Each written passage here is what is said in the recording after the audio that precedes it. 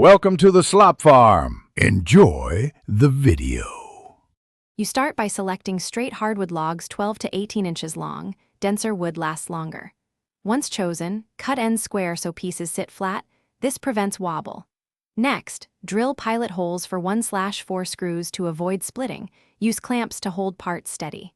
Make sure to sand contact surfaces for a snug fit and to remove splinters.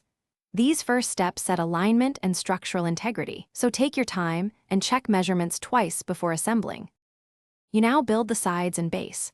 Position 2 sideboards and measure 12 inches internal width so your log basket holds typical firewood. Once aligned, place logs upright against the boards and fasten with 2 screws per joint, staggering them to maintain strength. After initial fastening, add corner braces or wood glue for shear resistance and let glue cure. Use a square to confirm right angles if the basket skews. Loosen 1 screw and realign before fully tightening to ensure even load distribution.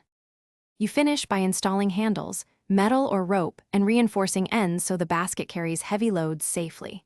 Then apply an outdoor sealant or oil-based paint for moisture resistance. This extends lifespan and prevents rot. Once assembled, load a test set of logs and observe for shifting.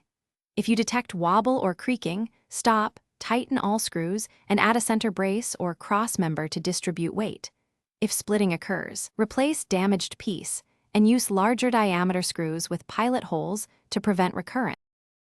Thanks for watching. Consider subscribing if we helped you today.